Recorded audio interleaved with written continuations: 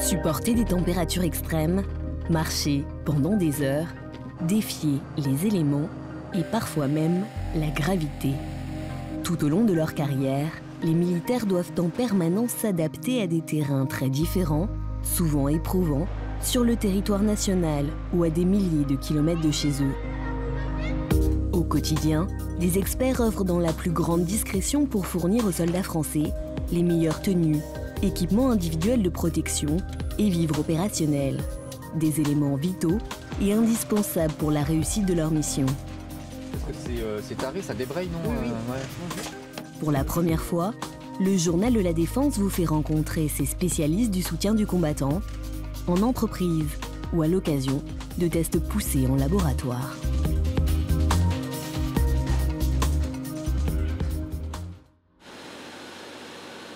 Ces pompiers de l'air s'entraînent à intervenir sur un aéronef en feu. Comme toujours dans ce cas, l'exercice est périlleux. En présence de carburant ou d'armement sur l'appareil, l'extension du brasier peut se faire en moins d'1 minute. Pour affronter ces flammes, leur équipement et notamment leur casque doivent être d'une fiabilité sans faille.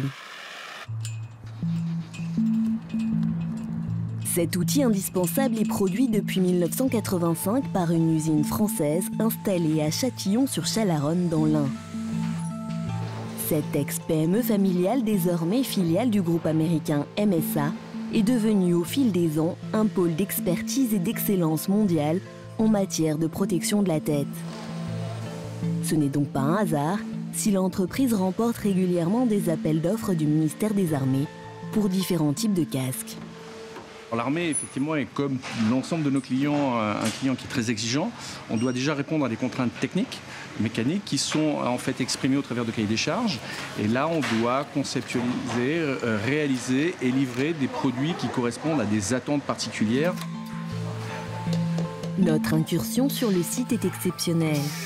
À l'intérieur de l'usine, les caméras et les appareils photo ne sont pas les bienvenus. Et pour cause. Ici, les recettes de fabrication ne sont pas partagées.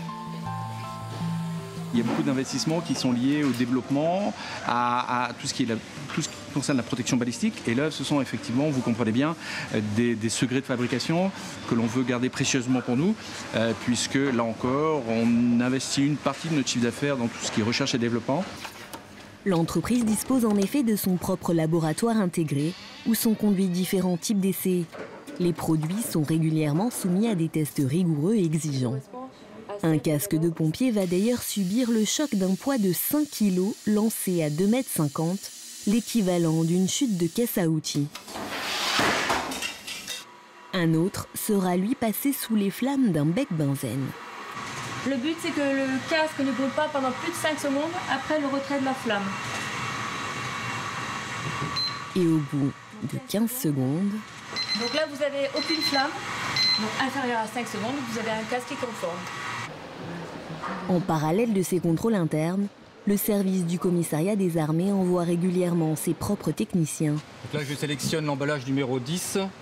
Ce jour-là, des spécialistes du CESCOF, le centre d'expertise du soutien du combattant et des forces, sont présents dans les locaux de la société pour valider un lot de casques de combat félin qui équipent les soldats français en opération. Et donc là, on va procéder à l'examen qualitatif selon la notice technique. Et on va checker tous les points clés de l'article.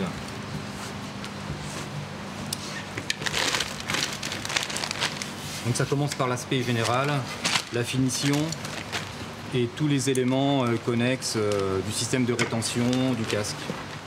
Ces vérifications se font à chaque réception de l'eau, quel que soit le casque.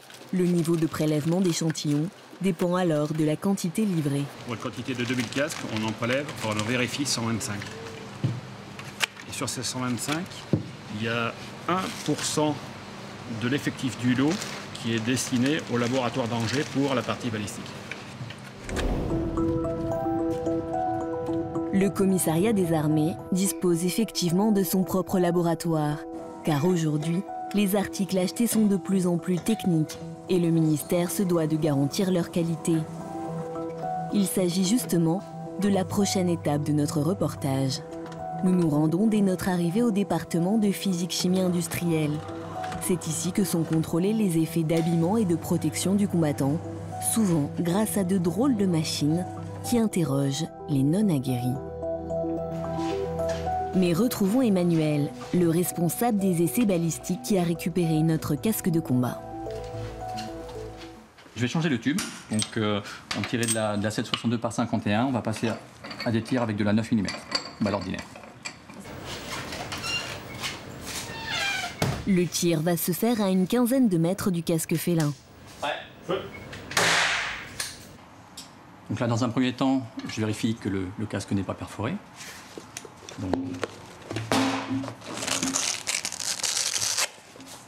voilà, on observe juste une déformation, mais la munition n'est pas apparente. Et dans un deuxième temps, je vais mesurer, s'il y a lieu, une déformation sur la tête. Donc là, en l'occurrence, on n'a pas.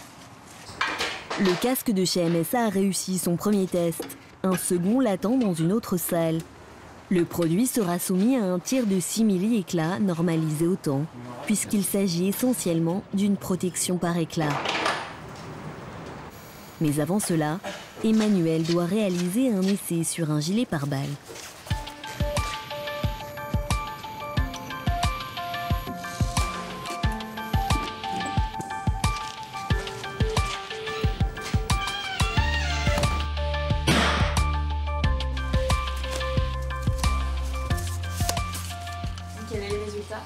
Donc la plaque est conforme.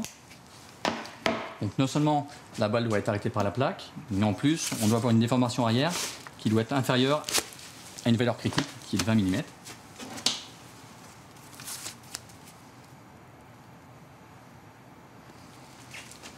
Donc nous avons environ 10 mm, donc le résultat est conforme. Au-delà de cette valeur, il y a des risques mortels pour le combattant. Ces tests sont donc primordiaux et réalisés à chaque réception de lot.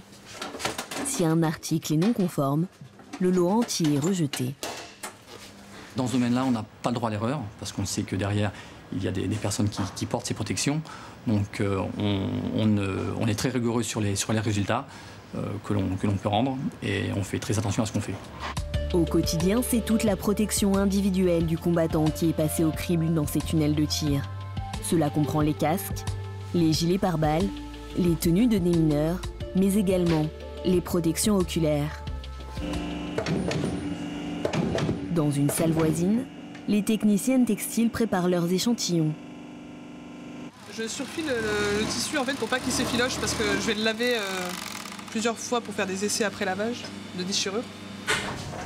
Ces morceaux de tissu analysés constitueront les treillis des soldats et sont eux aussi soumis à un cahier des charges très strict. Il y a deux sens dans un tissu. Et là, on teste la rupture dans le sens chaîne. Et donc, du coup, il y a une rupture à 106 décanewtons.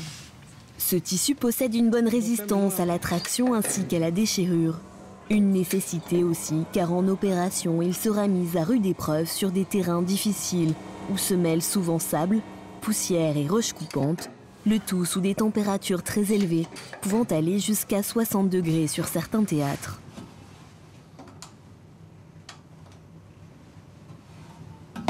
Certains tests peuvent aussi révéler des résultats surprenants. Alors là, on fait de la réflectance infrarouge, c'est-à-dire qu'on va regarder au-delà de 600 nanomètres, au-delà de l'œil humain. C'est-à-dire qu'on va essayer de revoir, à partir des moyens de détection, la réflectance du coloris, c'est-à-dire ce que va renvoyer le tissu par rapport à l'environnement. Et on essaie donc de renvoyer à peu près la même chose que l'environnement. Donc là, vous voyez, vous avez des différentes mesures qui ont été réalisées sur des tissus achetés dans les foyers militaires. Donc là, c'est la tenue officielle, la tenue du CESCOF, la tenue des armées. Et là, c'est des tenues donc, fabriquées par d'autres industriels et que nous n'avons pas vérifiées dans le laboratoire. Donc on voit bien la réflectance qui est beaucoup plus importante sur ces courbes que sur celle-là. Donc au niveau des moyens de détection, on vous verra beaucoup plus blanc que l'environnement, donc vous n'êtes pas du tout camouflé. Porter un treillis contrôlé et réglementaire est donc aussi un gage de réussite pour la mission. L'équipement fourni ne doit bien évidemment pas être nocif pour le soldat. C'est ce que vérifie Karine en traquant notamment des substances cancérigènes dans ses échantillons. Alors là, je réalise la recherche de colorants azoïques dans les textiles. Donc ce sont des colorants interdits. Et donc au départ, je pars de petits morceaux de tissu qui sont par exemple utilisés pour fabriquer des combinaisons de vol ou des treillis. Et ensuite, je réalise une extraction. Ces analyses sont généralement effectuées au moment des appels d'offres. Aujourd'hui, une dizaine de candidats sont soumis à cette épreuve éliminatoire. On travaille en amont pour le choix des fournisseurs et on assure ainsi une protection juridique avec des résultats incontestables liés à notre accréditation COFRAC qu'on a depuis février 2000. Et on va contrôler systématiquement les appels d'offres qui va permettre la sélection des fournisseurs pour répondre dans des cahiers des charges très spécifiques, notamment en termes de qualité, mais également tout le long des marchés qui sont passés par les armées. Le laboratoire d'Angers travaille entre autres sur les futurs treillis de l'armée française, dont le tissu est composé de fibres aramides résistantes aux flammes et à la chaleur. Donc là, on va mettre en place une éprouvette qui va subir une flamme d'allumage durant 10 secondes. Et ensuite, on va évaluer son comportement, c'est-à-dire l'incandescence, la formation de trous. Oui, là, il a très bien réagi en fait. Il n'y a aucune incandescence, il n'y a pas de trous qui se sont formés. Tous les autres critères qui peuvent être la production de débris, la persistance de flammes n'apparaissent pas. L'analyse des effets individuels du combattant n'est pas le seul domaine de compétence du laboratoire. Les départements de chimie et de microbiologie alimentaire veillent à la qualité marchande et sanitaire des rations de combat et des eaux destinées à la consommation. Car sur le terrain, un militaire malade est un soldat inapte. Les 42 spécialistes de la structure, tous civils à l'exception de leur directeur, réalisent en moyenne 100 000 contrôles sur environ 20 000 échantillons par an. Ce taux de contrôle qui est assez important va essentiellement permettre de détecter de manière plus drastique que dans le civil, d'apporter également la réactivité et on est en général à 10% de non-conformité détectée. À leur manière, ces analyses contribuent quotidiennement au bon déroulement des opérations. Dans ce sens, le dernier projet de loi de programmation militaire vise à accentuer les efforts pour garantir à chaque soldat une dotation en équipement individuel adapté aux exigences de son métier. Un défi que le service du commissariat des armées est bien décidé à relever. Pour cette année, il a déjà commandé 100 000 paires de chaussures de combat et 130 000 treillis.